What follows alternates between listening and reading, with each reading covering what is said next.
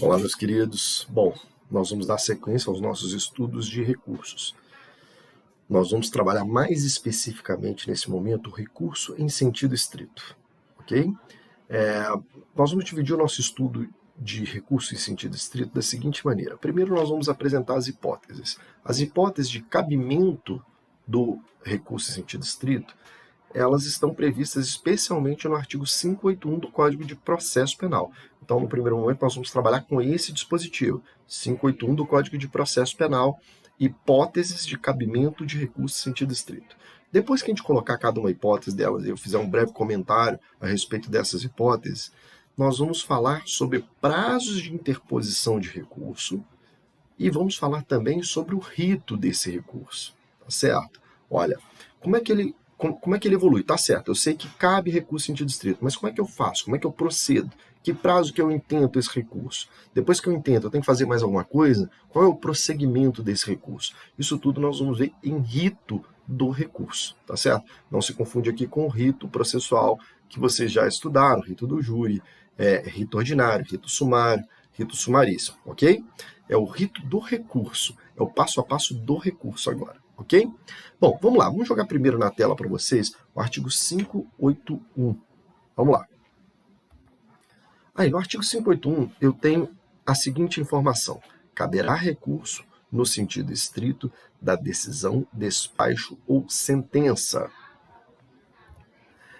que não receber a denúncia ou queixa. Vamos lembrar aqui uma coisinha antes da gente seguir.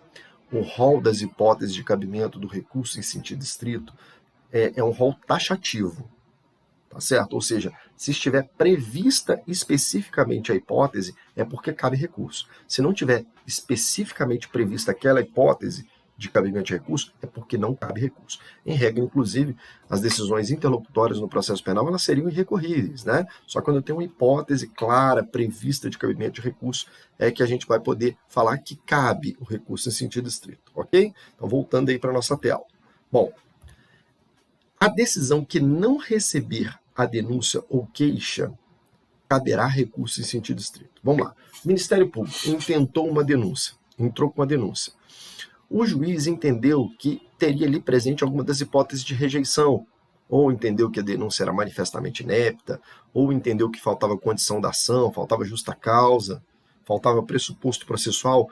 O juiz foi lá e rejeitou a denúncia, não recebeu a denúncia. O que acontece? O Ministério Público pode recorrer dessa decisão? Pode. Pode recorrer em sentido estrito na forma do artigo 581, inciso 1º. Tá certo?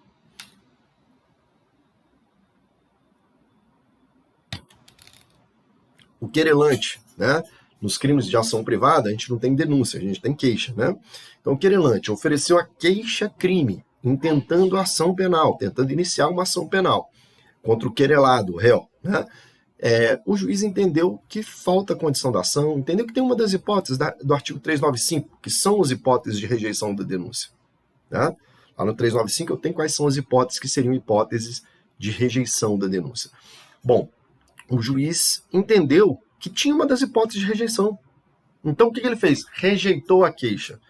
O querelante, ou seja, o ofendido, ele pode intentar um recurso em sentido estrito na forma do 581, inciso 1º. Está dizendo aqui em algum ponto a decisão que receber a denúncia? Não. Está só a decisão que não receber a denúncia ou queixa. Isso significa dizer o seguinte, que da decisão que recebe, ao contrário do que está aí no inciso 1º, a decisão que recebe a denúncia ou queixa não caberá recurso. Ok? Não cabe recurso em sentido estrito. Não tem previsão expressa. Regra da taxatividade. Só tenho aqui a possibilidade de interposição de recurso em sentido estrito se eu estiver falando de quê? Se eu estiver falando de decisão que rejeita, ok? Bom, segunda hipótese. Da decisão que concluir pela incompetência do juízo. Bom, vamos supor que a gente teve uma decisão do juiz dizendo, olha, eu sou incompetente. O órgão competente para julgar esse caso é outro órgão, é outra vara criminal. Olha, da decisão em que o juiz julga ser ele incompetente, cabe recurso em sentido estrito. Essa é uma clara decisão interlocutória em que o juiz está dizendo, olha, eu não posso julgar e vou passar o processo para um juiz que tenha competência para tanto, para quem tenha aqui aquela medida de poder necessário para julgar este caso. Essa decisão caberá recurso em sentido estrito. A parte que entender que essa decisão é equivocada pode interpor recurso em sentido estrito contra a decisão que modificou a competência, ok? Que concluiu pela incompetência daquele juízo. Seguindo em frente, inciso 3º, aqui julgar procedente as exceções, salvo a de suspeição. Gente, a exceção de suspeição, se o juiz se declarou suspeito, ou se o tribunal determinou a suspeição daquele juiz, não cabe recurso dessa decisão, ok? Agora, se eu estiver falando de uma exceção, por exemplo, de incompetência, vamos supor que o Ministério Público entrou com exceção de incompetência, ou o Ministério Público não entraria com exceção de incompetência aqui nesse caso, porque ele intentou a ação, né? Ele já intenta a ação no juízo que ele considera o juízo competente. Vamos supor, a defesa, em resposta à acusação, ela apresenta uma exceção de incompetência, ela entende que aquele juiz é um juiz incompetente para julgar o caso. O que vai acontecer? Se eu tiver uma decisão do juiz que julgou procedente, ou seja, ele se declarou incompetente e remeteu para outra vara, caberá recurso em sentido estrito. O Ministério Público poderia intentar o recurso em sentido estrito nessa hipótese, ok? E aí teremos aqui o 4, decisão que pronunciar o réu. Bom, vamos lá, gente, vamos entender aqui. A decisão que pronunciar o réu, nós estamos falando daquela decisão lá no rito do júri, no final da primeira fase do rito do júri, que entende que tem ali um crime doloso contra a vida, que entende que tem prova da existência de crime e que tem indício suficiente de autoria. Ou seja, aquela decisão lá do juiz do tribunal do júri que entende que é o caso de levar o julgamento ao plenário, de julgamento na presença dos jurados. Então, a decisão de pronúncia é a decisão que manda o réu a júri. Dessa decisão, que é claramente também uma decisão interlocutória, o juiz está dizendo, olha, vamos prosseguir. Não é o caso nem de absolver sumariamente, não é o caso de impronunciar e não é o caso de desclassificar. É o caso de mandar o réu a júri. Existe pelo menos um juiz de probabilidade que possa ter sido ele, o réu, o autor do fato. Então, o juiz mandou a júri, cabe recurso em sentido estrito dessa decisão? Sim, cabe. Está previsto aqui no 581, inciso 4º. E aqui, gente, todas as partes podem recorrer. Por quê? O Ministério Público pode ter pedido, por exemplo, uma pronúncia em um homicídio com 3 qualificadoras. Motivo torpe, meio cruel, recurso que impossibilitou a defesa do ofendido. A defesa pode ter tentado o quê? Uma absolvição sumária por manifesta causa excludente da licitude, como, por exemplo, uma manifesta causa de legítima defesa. A defesa queria absolvição sumária, a acusação queria pronúncia com 3 qualificadoras. E vamos supor que o juiz, por exemplo, pronunciou sem nenhuma qualificadora, ou pronunciou com uma qualificadora. Não pronunciou nos termos pretendidos pelo Ministério Público e nem absolveu sumariamente nos termos pretendidos pela defesa. As duas partes aqui poderão intentar, por exemplo, recurso em sentido estrito, com o objetivo de que o tribunal reforme essa decisão. A defesa vai tentar, por exemplo, que o tribunal absolva sumariamente o réu, sem que ele vá a júri, e a acusação pode tentar o quê? Manter as qualificadoras que foram colocadas na denúncia, na peça que inaugurou o processo. Ok? Então, decisão que pronunciar o réu, caberá recurso em sentido estrito. Cuidado, porque a decisão de impronúncia não está prevista aqui. A decisão de absolvição sumária também não está prevista aqui. Ou seja, a decisão de impronúncia ou a decisão de absolvição sumária não caberá recurso em sentido estrito. Caberá apelação. Então, decisão de pronúncia, recurso em sentido estrito. Decisão de impronúncia e decisão de absolvição sumária, caberá apelação. nós vamos ver mais à frente nos estudos da apelação. Ok? Bom, vamos seguir em frente, vamos seguir trabalhando aí com esse dispositivo do 581, as hipóteses de cabimento do recurso em sentido estrito. 5.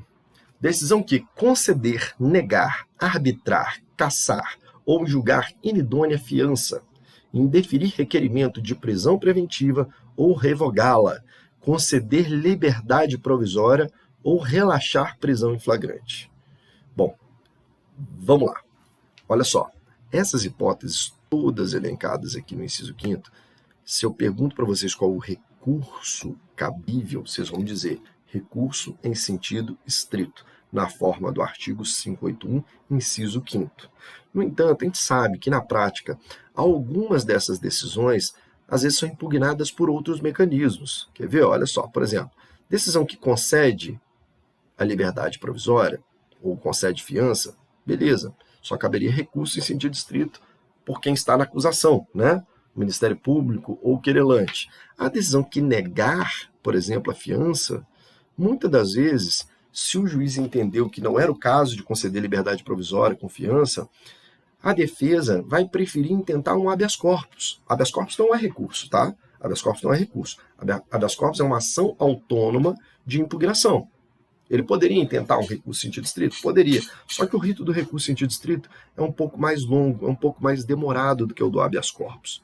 E o habeas corpus, embora não seja um recurso, é um mecanismo hábil de impugnação, em especial quando nós estamos discutindo liberdade, tá certo? Ou risco à liberdade. Então, se eu tive uma decisão que negou a fiança, a defesa, na grande maioria das vezes, vai intentar habeas corpus, porque o habeas corpus ele tem um rito prioritário, ele passa na frente dos recursos no tribunal, tá certo? Ele vai ser julgado de uma maneira muito mais breve do que seria o recurso em sentido estrito. Então, olha só, essa que está grifada aqui, a decisão que negar, não é que não cabe. Cabe recurso em sentido estrito. Mas, na prática, a gente vê muita gente intentando habeas corpus porque é mais rápido de se discutir e o réu está preso. Se o réu está preso, quanto mais rápido eu tiver o julgamento dessa situação, melhor. Ok? Bom, decisão que arbitrar a fiança também caberia recurso em sentido estrito. Cassar ou julgar inidônea fiança. Isso aqui está tudo mandando prender, tá certo, gente? Negou a fiança, está mantendo preso. Cassou, julgou inidônea fiança, está mantendo preso. Ok? Essas decisões que mantêm preso, eu sempre vou ter a opção de interpor um habeas corpus, com o objetivo de mais rapidamente confrontar essa decisão no tribunal. Mas caberia recurso em sentido estrito. Se eu te pergunto qual é o recurso cabível, você vai me dizer recurso em sentido estrito. Se eu te pergunto quais são as hipóteses de impugnar uma decisão que caça ou que julga inidônea fiança, vocês poderiam dizer recurso em sentido estrito ou habeas corpus, ok? Bom, decisão que indeferir requerimento de prisão preventiva. Essa manteve solto, não é isso? Então não podemos falar em habeas corpus. A gente só pode falar o quê? Em quê? Em recurso em sentido estrito. O Ministério Público pediu a prisão preventiva. O juiz negou. O que vai acontecer? Ele pode recorrer em sentido estrito. Recorrer para o tribunal pedindo para a prisão preventiva ser decretada. Vamos lá. Na sequência,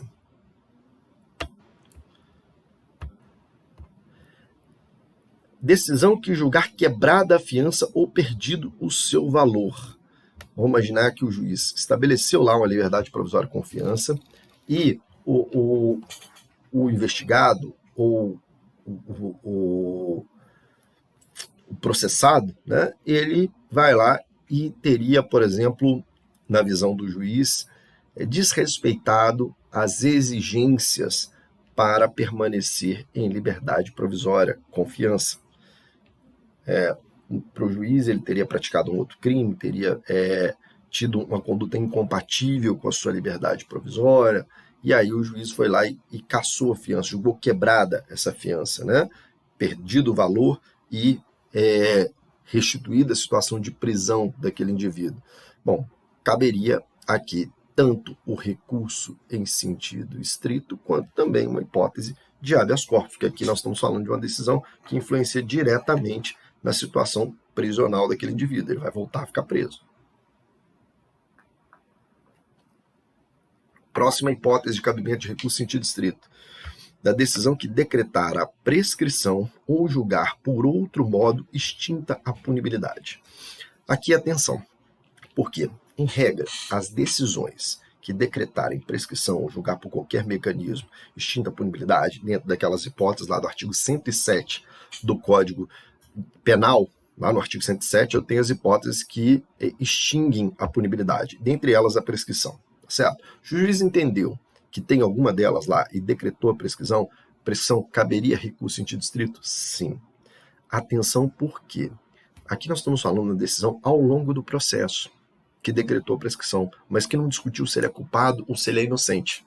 É aquela decisão que no meio do processo o juiz fala assim, ó, para mim já está prescrito.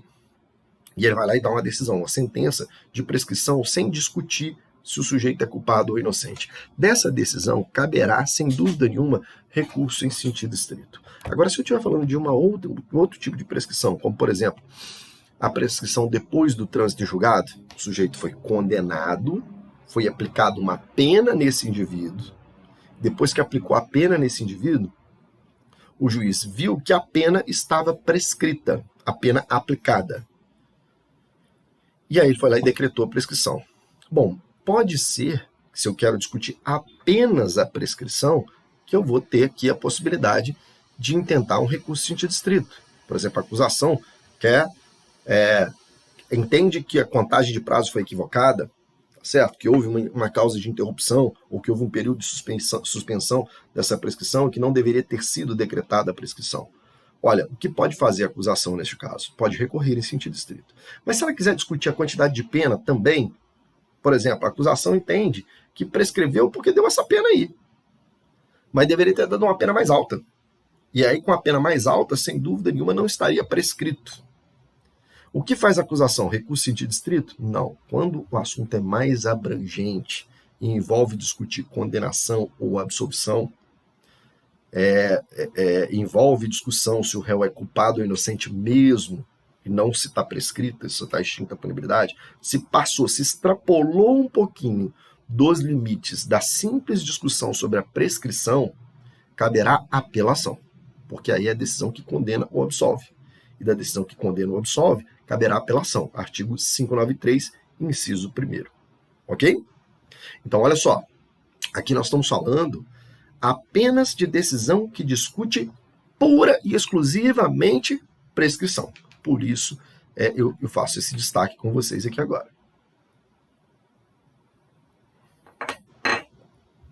Vamos lá, seguindo em frente. Da decisão que indeferir reconhecimento da prescrição ou de outra causa extintiva da punibilidade. Nós já tínhamos visto que a decisão que decreta a prescrição ou qualquer causa de extinção da punibilidade, se for essa única discussão do recurso, caberá recurso em sentido estrito. Ao contrário, também cabe recurso em sentido estrito. Se foi feito um pedido de reconhecimento da prescrição ou qualquer das causas extintivas da punibilidade, lá do artigo 107 do Código Penal, e o juiz não reconheceu, entendeu que não era cabível a prescrição ou qualquer outra dessas causas extintivas da punibilidade, caberá recurso em sentido estrito. E ela estaria prevista, a hipótese estaria previsto lá no artigo 581, inciso 9º. Vamos lá. Próxima hipótese de cabimento. Inciso 10. Da decisão que conceder ou negar ordem de habeas corpus. Se você teve uma decisão de habeas corpus concedida ou ordem negada de habeas corpus, caberá recurso em sentido estrito. Lembrando que aqui eu estou falando de decisões de primeiro grau. Tá certo? Decisão de primeiro grau. Você fez um pedido de habeas corpus para o juiz e o juiz negou, ou você fez um pedido de habeas corpus, o juiz concedeu. Caberá recurso em sentido estrito para essa decisão ser revista? Sim. Para ser revista lá no tribunal? Perfeitamente. Se eu estiver falando de recurso em sentido estrito no tribunal, se eu estiver falando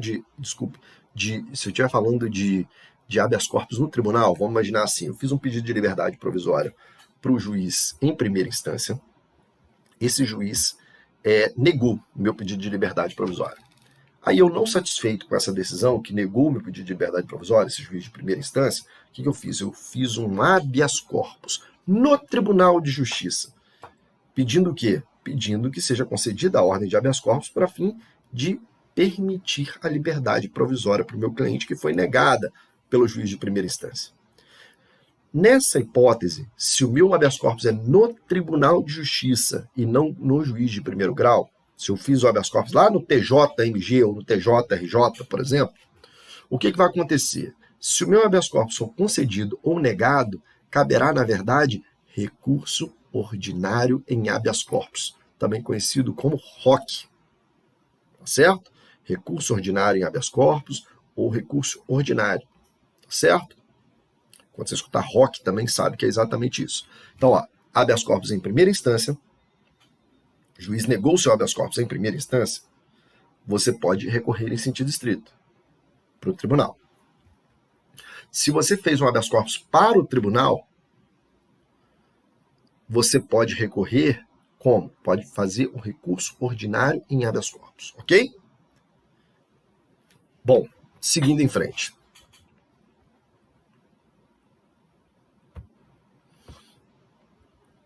Inciso 11. Decisão que conceder, negar ou revogar suspensão condicional da pena. Bom, vamos lá. Aqui eu quero uma atenção de vocês, porque tem um monte de dispositivo problemático nesse artigo 581. Certo? Um monte de dispositivo problemático. Então, olha só. Se eu tive uma decisão que deu sursis, que é a suspensão condicional da pena,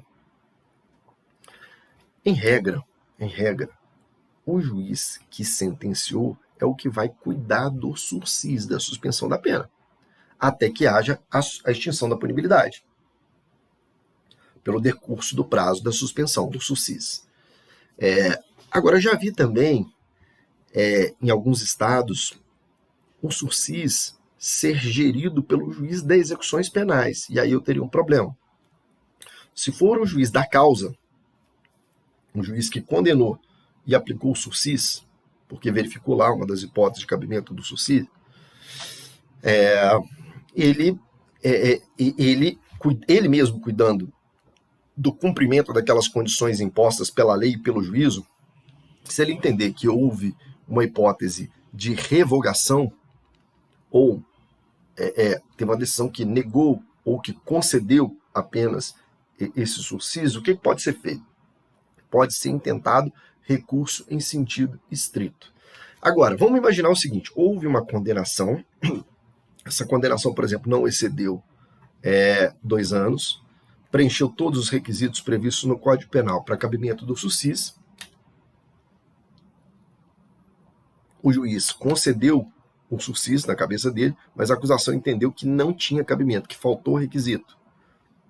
Ele vai o quê? Está apenas discutindo o sursis, recurso em sentido estrito? Não, ele está discutindo o cabimento do sursis e está discutindo que a pena foi baixa, que a pena deveria ter sido mais alta. Ou seja, a discussão é um pouco mais ampla. É uma discussão de quantidade de condenação também. Neste caso, o que vai fazer o Ministério Público ou quem está na acusação no momento? Vai apelar, porque vai discutir a pena.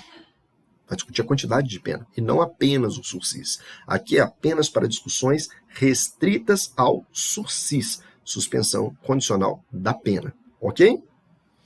Bom, decisão que conceder, negar ou revogar livramento condicional. Aqui, moçada, esse dispositivo, ele está revogado. Ele está revogado pela Lei de Execuções Penais. Por que está revogado pela Lei de Execuções Penais? O artigo 197 da Lei de Execuções Penais, ele prevê cabimento de recurso de agravo em execução penal para decisões dadas por juiz da Vara de Execuções Penais. Quem concede livramento, quem concede progressão de regime, quem nega progressão de regime, quem nega livramento condicional, é o juiz da Vara de Execuções Penais. É no processo de execuções penais isso, e não no processo de conhecimento.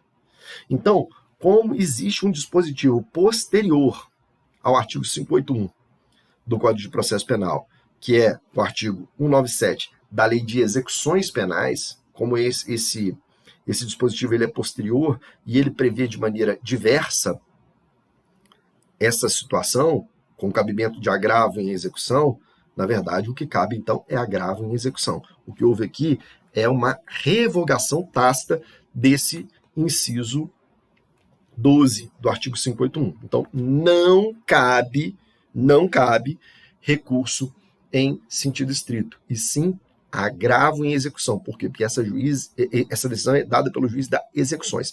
Qualquer decisão dada pelo juiz das execuções penais caberá sempre agravo em execução. Ok? Vamos seguir. Então, atenção, já vimos aqui uma hipótese que está revogada, o 12, né? Vamos ver agora o 13. Decisão que anular o processo da instrução criminal no todo ou em parte. Você tem uma decisão do juiz que anulou em parte o processo, anulou totalmente o processo. Essa decisão cabe o quê? Cabe recurso em sentido estrito. Tudo certinho até aqui. Decisão que incluir jurado na lista geral ou dessa excluir. Nós estamos falando agora lá do rito do júri, tá? Lá no rito do júri, você tem inclusão ou exclusão de jurados na lista geral, que depois vai para uma lista mais reduzida, até ficar nos 21 jurados, que podem ter 7 sorteados no dia do júri, né? Então, a inclusão ou a exclusão desse jurado da lista caberá recurso em sentido estrito. Decisão que denegar a apelação ou julgar deserta. Vamos entender, vamos separar primeiro aqui essa discussão. Primeiro que denegar a apelação. Vamos imaginar a seguinte situação. Você tem aqui uma decisão que não recebeu a sua apelação. Vamos imaginar que a gente teve aqui uma situação de um juiz que entendeu que você entrou com a apelação fora do prazo. Tá? O juiz entendeu que você entrou com a apelação fora do prazo. Você deveria ter intentado a apelação no dia tal e você entrou no dia seguinte ao que era possível, então ele não pode receber a sua apelação. Mas você entende, por exemplo, que ele contou errado, que ele esqueceu que tinha ali um feriado no início do prazo ou no final do prazo que influenciou na ampliação, na prorrogação da possibilidade de apelação, ou o juiz inadvertidamente não observou que você foi intimado em outro dia do que o dia da decisão, e aí por isso a contagem seria diferente. Então você fez uma apelação, o juiz denegou a apelação, entendeu que não era o caso de receber porque ela estava intempestiva. Você pode fazer o quê nessa situação? Você pode fazer um recurso em sentido estrito. Você vai falar, professor, mas isso nunca vai acontecer. Como que isso vai acontecer? O juiz não vai contar errado? Prazo de 5 dias de apelação, ele vai contar errado esses 5 dias? Já aconteceu comigo na prática. Uma situação em que eu tive um júri, que começou esse júri numa quarta-feira. Esse júri começou numa quarta-feira de manhã e terminou na manhã de quinta-feira. E aí, meu prazo começaria a contar quando? Começaria a contar no próximo dia útil. Olha, o júri começou na quarta, mas ele terminou na quinta. A sentença foi lida na quinta. Então, meu prazo de apelação começa a contar na sexta. 5 dias, sexta, sábado, domingo, segunda, terça. Terça-feira seria o último dia de eu interpor esse recurso em sentido estrito. E foi o que eu fiz. Interpus na última hora, no último dia, porque eu estava querendo ver se o Ministério Público também ia recorrer. Se o Ministério Público não recorresse, eu não tinha interesse de recorrer, não. Mas como o Ministério Público poderia recorrer, eu falei, eu vou recorrer também, mas eu vou ficar atento se ele vai recorrer primeiro. E aí fiquei esperando até o último horário, quando faltava 10 minutos que eu vi que o Ministério Público recorreu, eu falei, beleza, então agora eu vou interpor o meu também. Interpus o meu recurso. Bom, interpus o meu recurso, a juíza, para minha surpresa, na semana seguinte saiu um despacho que o recurso foi rejeitado porque ele teria sido interposto fora do prazo, teria sido interposto de maneira intempestiva. Bom, eu falei, não foi intempestivo, eu fiz a contagem certinho do prazo, né? Olha, o júri começou na quarta, terminou na quinta, o prazo deu na terça-feira. O que será que aconteceu? Eu pensei assim. E aí, fui lá ver, a juíza entendeu, falou assim, qual foi o dia do júri? O dia do júri foi quarta. Então ela fez a contagem da quinta. Quinta como sendo o primeiro dia, sexta segundo, sábado terceiro, domingo quarto e segunda o quinto dia. Entendeu que na segunda seria o último dia de prazo. Só que ela esqueceu que a sentença foi lida no dia seguinte. Ou seja, a sentença foi lida foi lida em plenário de julgamento. O julgamento acabou, ele começou na quarta, mas terminou na quinta-feira. Então, quinta-feira é o dia da decisão. Se quinta-feira é o dia da decisão, o próximo dia útil é que inicia a contagem de prazo. E ela se equivocou. E aí, quando ela se equivocou, o que eu fiz? Eu tive que fazer um recurso em sentido estrito para que o meu recurso de apelação fosse recebido. Tá certo? Então, assim, é raro acontecer. Em 20 anos de advocacia, isso aconteceu comigo uma única vez.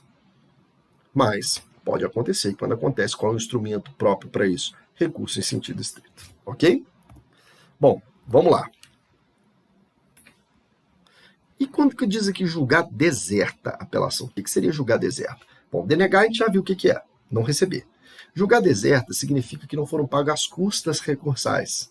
Bom, o Ministério Público não precisa pagar custas recursais para recorrer, tá certo? A defesa também não precisa pagar custas recursais para recorrer. Então, o que pagaria custas para recorrer no processo penal? O querelante. O querelante, quando não estiver sob o paro da justiça gratuita, ou seja, não tiver lá sobre a gratuidade judiciária, ele, se apelar, se recorrer, ele vai ter que recolher as custas, ou seja, recolher o que a gente chama de preparo para esse recurso. Se ele não recolher o preparo, essa apelação vai ser considerada deserta, sem o pagamento do preparo, e por isso ela não vai ser recebida. Ok?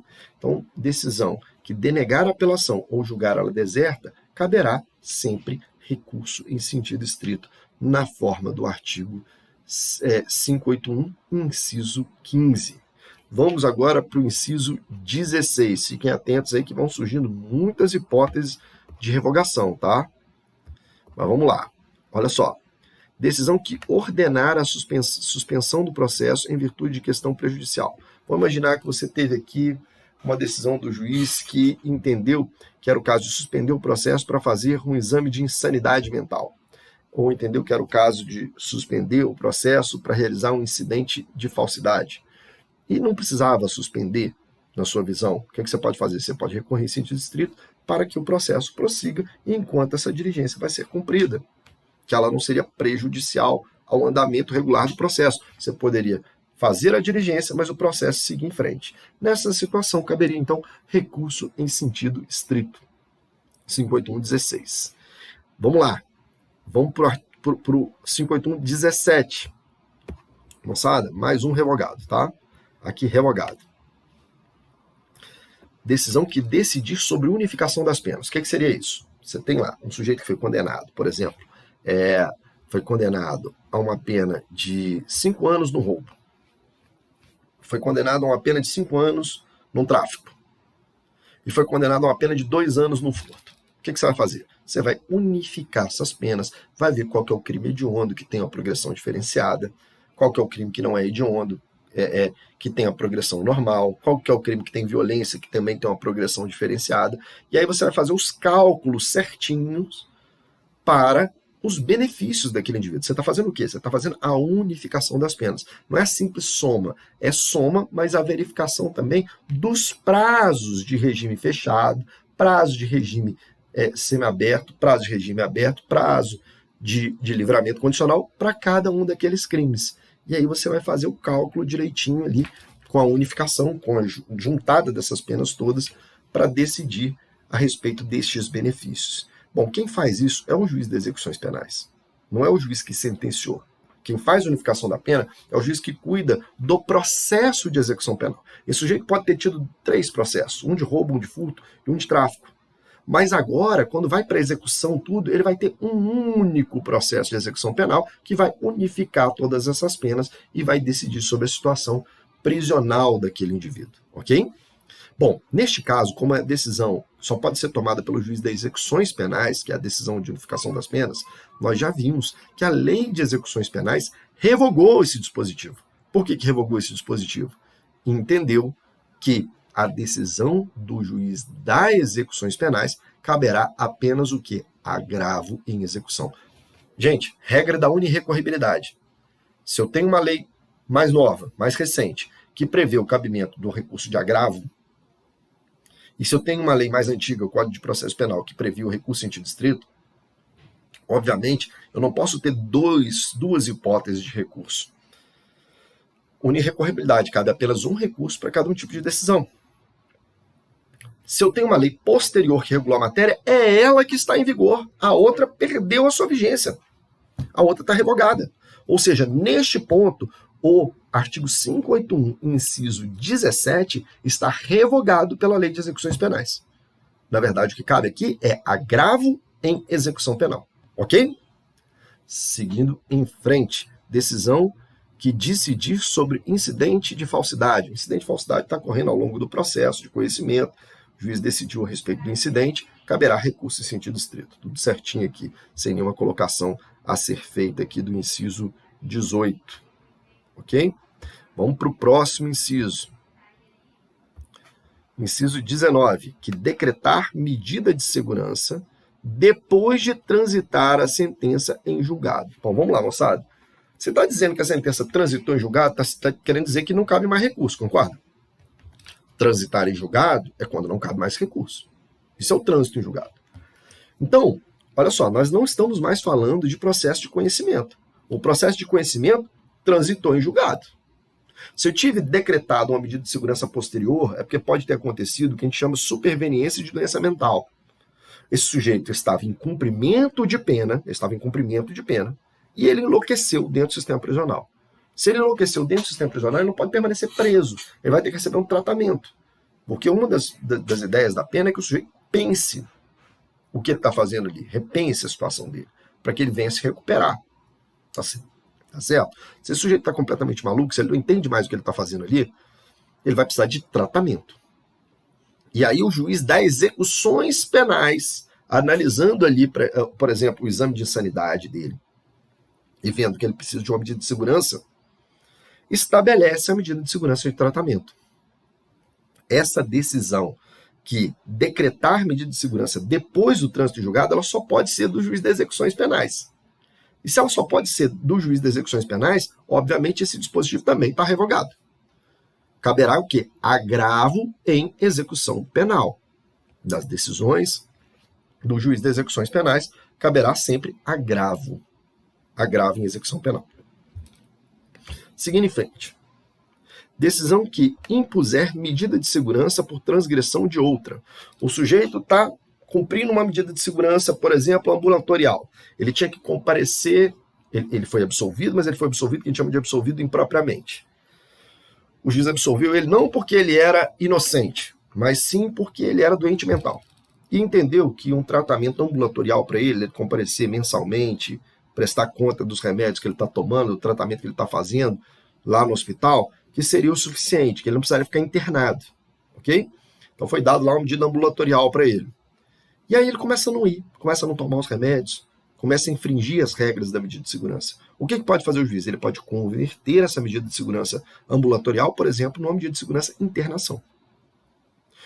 Quem que faz isso? Quem que cuida das medidas de segurança e dos cumprimentos de pena? O juiz de execuções. Se é o juiz de execuções, mais um dispositivo revogado. Então, ó, nós já vimos até agora, quais os dispositivos que nós vimos agora revogado? O 12, inciso 12, não é isso? Ó, conceder, negar ou revogar livramento condicional. Só pode ser decretado pelo juiz de execuções penais. Não é isso? Depois, a gente viu a decisão que julgar sobre a unificação das penas. Só pode ser o juiz de execuções penais. Então também está revogado. Cabe agravo em execução. Na sequência, decretar medida de segurança depois do trânsito em julgado. Inciso 19. Só pode ser decretado pelo juiz de execução penal. E aqui impuser medida de segurança por transgressão de outra. Também só pode ser dado pelo juiz de execuções penais. Todos esses dispositivos que nós acabamos de relembrar, não cabe recurso em sentido estrito. Cabe agravo em execução. Seguindo em frente. Que mantiver ou substituir medida de segurança nos casos do artigo 774. Se nós estamos falando de medida de segurança mantida ou substituída pelo juiz das execuções penais, só pode ser agravo em execução, mais um revogado. Artigo 581, inciso 21. Que revogar medida de segurança. Gente, se eu tive a revogação de uma medida de segurança feita pelo juiz das execuções, só caberá agravo em execução. Um monte de dispositivo revogado. Estão vendo aí, né? Fiquem atentos com isso. Vira e mexe, cai na prova da OAB. é uma dessas hipóteses para a pessoa fazer o recurso. E muita gente erra. Vai no artigo da lei e fala assim, não, está no código, é recurso em sentido estrito. E não é. É agravo em execução, porque eu tenho uma lei posterior, uma lei federal, assim como o Código de Processo Penal, que é a lei de execuções penais, ok? Bom, seguiu em frente. Que deixar de revogar medida de segurança nos casos que a lei admita a revogação. Nós estamos falando também de decisão do juiz de execuções penais? Sim. Se estamos falando de decisão do juiz de execuções penais, caberá agravo em execução. Inciso 24. Atenção aqui, olha só. Decisão que converter multa em detenção ou prisão simples. Primeira coisa, em regra, não é possível converter multa, valor, dinheiro em prisão. Tá certo? Não tem essa possibilidade. Isso não é possível. Se o sujeito foi condenado à multa, ele paga a multa. E se ele não pagar, você executa como uma dívida civil. Você não tem como saber assim, quantos reais vale um dia de prisão? Não tem isso. Não tem essa possibilidade de conversão. Tá certo? A única possibilidade que haveria seria o seguinte, o sujeito teve uma pena de prisão decretada, teve uma pena de prisão, e o juiz substituiu a pena de prisão por uma pena de multa, ou por uma pena restritiva de direito, mais uma de multa. E aí, se a pessoa não cumprir essa substituição, aí sim, ele voltaria, teria uma reversão para a pena de prisão. Mas essa seria a única hipótese, tá certo? Então, olha, em regra, não existe possibilidade de conversão de multa em prisão. A não ser quando eu estiver voltando, quando eu já estiver retornando. O sujeito teve uma pena de prisão decretada, o juiz que decretou a prisão, na forma do artigo 44 do Código Penal, substituiu por uma pena de multa. Essa multa não foi paga, aí retornou a pena de prisão. Nessa hipótese, o que poderia ser feito? Olha, se foi decretado essa conversão pelo próprio juiz que sentenciou, se foi decretado pelo próprio juiz que sentenciou, você vai fazer o recurso em sentido estrito. Se for decretada pelo juiz de execuções penais, se for o juiz de execuções penais que decidiu, decisão do juiz de execuções caberá agravo em execução, ok? Bom, vamos lá. Inciso 25. Decisão que recusar a homologação à proposta de acordo de não persecução penal previsto no artigo 28A dessa lei. Bom, o Ministério Público propôs um acordo de não persecução penal, a parte interessada aceitou o acordo de não persecução penal e o juiz não quis homologar, falou que não ia homologar. Caberá nessa hipótese o quê? Recurso em sentido estrito, tudo certinho aqui. Ok? Bom, senhores, essas então são as únicas hipóteses de cabimento de recurso em sentido estrito, na forma do artigo 581. Vamos falar agora rapidamente. Opa, fiz uma bobagem aqui, só um minuto. Vamos falar agora de algumas situações importantes para nós. Primeiro, beleza. Qual é o prazo de interposição do recurso em sentido estrito? Certo? Olha o que está dizendo aqui o artigo 586. O prazo para interposição do recurso em sentido estrito será de 5 dias. 5 dias contado de onde? Da publicação da decisão ou da intimação da parte interessada para que ela possa recorrer. Ou seja, a partir do momento que a parte interessada tomou ciência daquela decisão que ele pretende recorrer, é que iniciou ali o prazo de interposição do recurso. Obviamente, o prazo começa a contar no dia seguinte, no primeiro dia útil posterior à intimação da parte interessada. Então, por exemplo, teve uma sentença de pronúncia do réu. Eu fui intimado hoje. Vamos imaginar que eu estou aqui sexta-feira. Fui intimado de uma decisão de pronúncia de um réu que eu faço a defesa. Eu quero recorrer dessa decisão, porque entendo que o juiz deveria ter retirado uma qualificadora, ou deveria ter impronunciado, ou deveria ter desclassificado. Nós já vimos que no inciso 4º do 581 cabe recurso em sentido estrito da decisão de pronúncia. Eu vou recorrer? Vou. Meu prazo começa a contar quando? No próximo dia útil. Hoje é sexta-feira, então meu prazo começa a contar segunda, terça, quarta, quinta, sexta. Na outra sexta eu tenho o meu prazo máximo para interpor o recurso em sentido estrito. Ok? Bom, hoje é quinta-feira. Hoje é quinta-feira. Fui intimado hoje da decisão de pronúncia. Sexta, sábado, domingo, segunda, terça-feira é o prazo máximo para eu interpor o recurso em sentido estrito. Mas e quando o prazo acabar, por exemplo, no sábado, professor? Vamos imaginar que eu fui intimado na segunda-feira. Fui intimado na segunda-feira. Então, terça, quarta, quinta, sexta, sábado. Acabou no sábado, como é que eu faço? Bom, quando o prazo terminar num dia não útil, prorroga sempre para o próximo dia útil. Se o próximo dia útil é segunda-feira, então segunda-feira fica sendo o último dia para interpor o recurso. Ok? Então, esse é o prazo de interposição de 5 dias. Uma atenção de vocês aqui, olha, quando eu estou falando de prazo de interposição, esse prazo é o que a gente chama de prazo próprio, é um prazo peremptório. Ou você, sem interpôs. Dentro do prazo, vai ter recurso. Não interpôs dentro do prazo, perdeu a possibilidade de recorrer. Ou seja, precluiu o seu direito de recorrer. Ok? Então, esse prazo é um prazo peremptório, um prazo próprio. Diferente do prazo, por exemplo, de apresentação das razões recursais. E agora nós já estamos falando, eu já falei das hipóteses com você, as hipóteses estão no 581. Vimos que um monte daquelas hipóteses que estão previstas no 581 estão revogadas pela lei de execuções penais. Não é isso?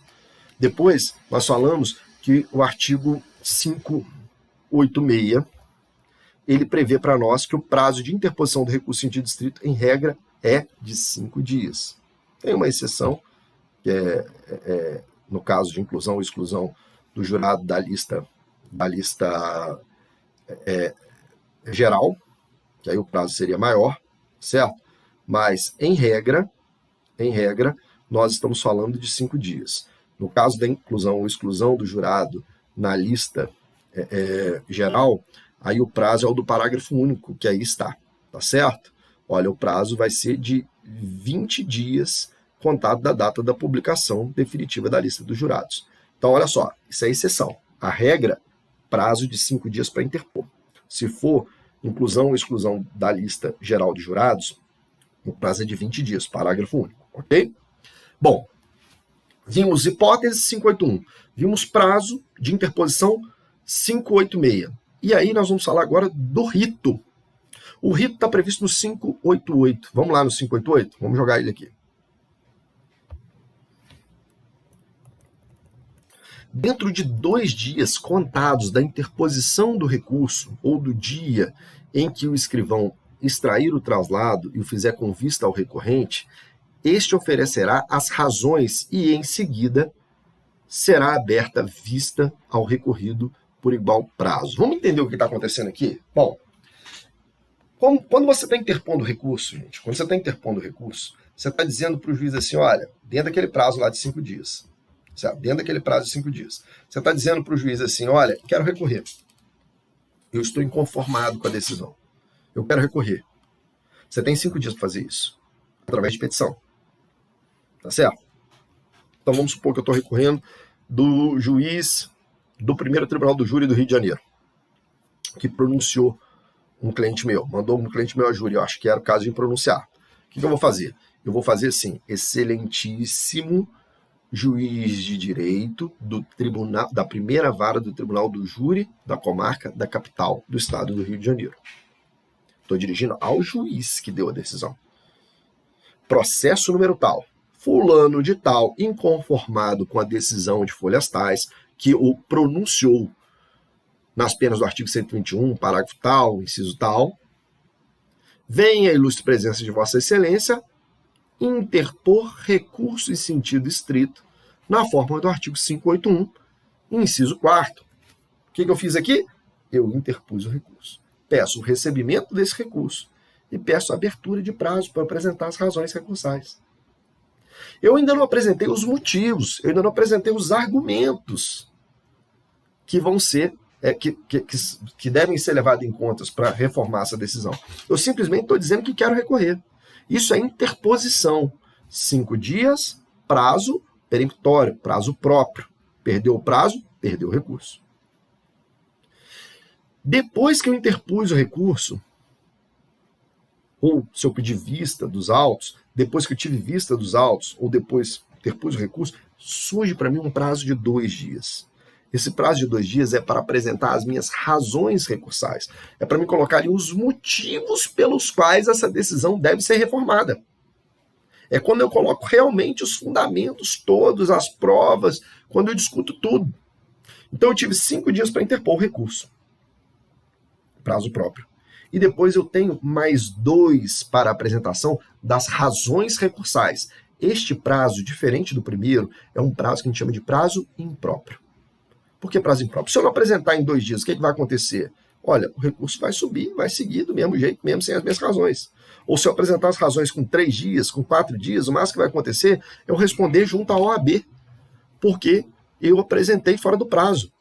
Mas o recurso vai ser julgado do mesmo jeito. Não vai ocorrer aqui o trânsito em julgado. Eu não vou perder o recurso porque eu perdi esse prazo. Ok? Então, olha só. Prazo de interposição, 5 dias. 586, prazo próprio. Prazo para apresentação das razões. Nós estamos falando do rito. Desdobrar do recurso. Interpus o recurso em distrito, agora eu tenho que dar sequência. Como que eu dou sequência? Eu tenho 2 dias para apresentar as razões recursais. Essas razões recursais são dirigidas ao tribunal e não ao juiz mais. Para o juiz eu falei que quero recorrer. Agora eu apresento as razões recursais para o juiz lê-las e mandar para o tribunal, se ele não resolver por ele mesmo modificar sua decisão. Porque aqui no recurso em sentido estrito existe uma coisa que a gente chama de juízo de retratação. O que pode acontecer? Você recorreu da decisão do juiz de primeira instância. Você fez o recurso em sentido estrito, apresentou suas razões. Ele deu vista à parte contrária para apresentar o que a gente chama de contra-razões, para falar se o seu recurso merece ou não merece ser conhecido, merece ou não merece ser julgado procedente. Então eu fiz o recurso, apresentei as minhas razões, a parte contrária apresentou as contra-razões. O juiz, analisando razões e contra-razões de recurso em distrito, ele pode falar, realmente eu errei. Realmente eu errei. O recorrente tem razão. Eu vou voltar atrás. Eu vou retratar da minha decisão. Beleza. Se ele fizer isso, a parte agora perdedora, que era a parte recorrida, pode interpor recurso em sentido estrito. Tá certo? Agora, se ele não retratar, o que ele vai fazer? Então, olha, foi interposto o recurso, 5 dias, foi apresentada razões em 2 dias, o juiz abre vista para a parte contrária apresentar contra-razões, o recorrido apresentar contra-razões. Depois ele analisou, entendeu que vai manter a decisão. Manter a decisão, ele remete os autos ao tribunal de quem? Remete ao tribunal de quem? Que é quem vai decidir quem tem razão. Ok? Se o recorrente tem razão, se a decisão do juiz tem razão. Ok? Bom, esse é o rito do recurso em sentido estrito. 5 dias para interposição, prazo próprio. Mais 2 dias para apresentação de razões. E 2 dias para apresentação das contra-razões da parte contrária. Prazo impróprio. O juiz analisa e vê se é o caso de retratar ou não. Cabe juízo de retratação no recurso em sentido estrito. Diferente, por exemplo, da apelação. Apelação não cabe, mas recurso em sentido estrito cabe. O juiz retratou, beleza. A parte vencida agora pode recorrer em sentido estrito. O juiz não retratou, remete os autos ao tribunal para marcar o julgamento do recurso. Ok? Senhores, aqui nós fizemos um breve apanhado de recurso em sentido estrito. Acho que vocês têm aqui o que vocês precisam para conhecer um pouquinho mais de recurso em sentido estrito. Até a próxima. Valeu!